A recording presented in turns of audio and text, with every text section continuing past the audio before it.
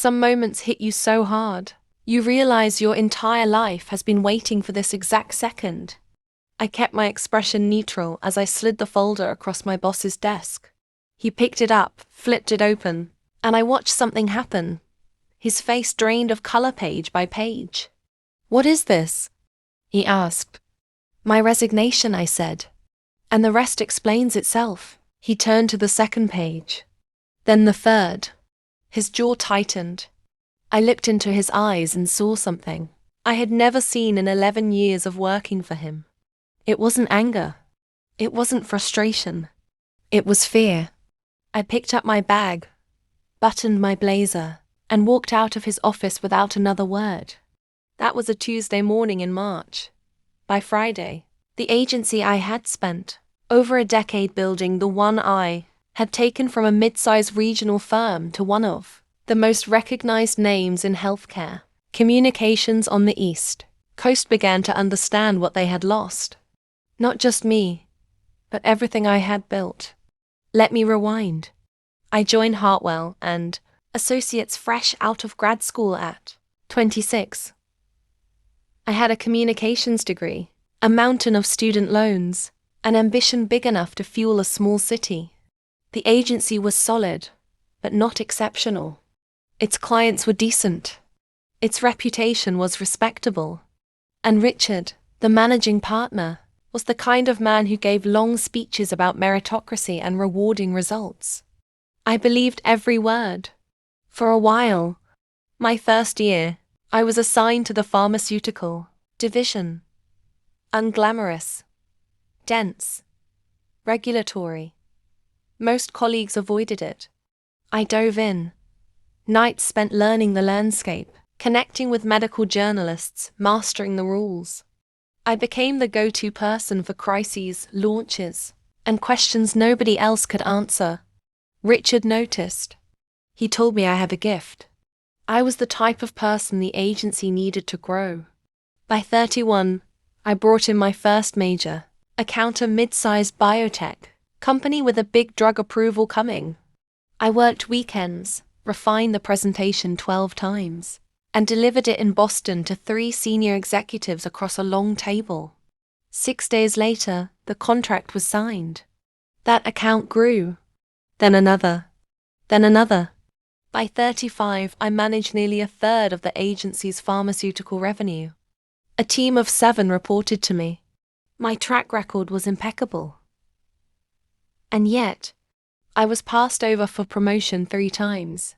Why? Because results weren't enough. I would soon learn that in Richard's world, comfort and control mattered more than competence, and that would set the stage for everything to come. By the 3rd time I was passed over, the truth hit me like a brick. Richard had promised me the VP role. I had outlined strategies, built plans, answered every question, and he nodded, smiled, and said, "You're exactly what this division needs." I trusted him. I believed him. 2 months later, I was blindsided. Kristen, polished and charming, was promoted instead. Richard tried to soften it. "Your contributions are invaluable. This isn't a reflection of your work." I smiled. Inside, I wasn't angry, I was clear. Results didn't matter to him. Comfort and control did. I had stopped needing him years ago, and he couldn't handle it. That night, I sat at my kitchen table, listing everything I had. Clients, a loyal team, my reputation, knowledge, everything I had built with my own hands. I called an attorney to understand my rights. I quietly spoke to my trusted team. And I met my longest-standing client, telling them I was leaving and starting my own firm. He listened, then said, "Half the reason we've stayed with Hartwell is because of you. You're the engine." By that evening, my first major client was ready to follow me. The first step toward freedom and real power was taken. The next few weeks were a whirlwind. I incorporated my business on a Thursday, signed a tiny office lease on Friday, and by Monday, I had hired an operations manager. Every single process, every relationship, every workflow had to be rebuilt from scratch. There was no safety net. There were nights I worked past midnight, staring at spreadsheets and emails, wondering if I had miscalculated. But I didn't let fear stop me. I focused on what I owned: my knowledge, my reputation, my client relationships. One by one, my clients confirmed they would follow me. Some cried. One said she had been waiting for this conversation for 2 years. It was both humbling and terrifying. By the end of the first month, I had secured 3 major accounts. Word started to spread through the industry. People noticed. The agency I had left began to fill the gap I had created, though I didn't look back.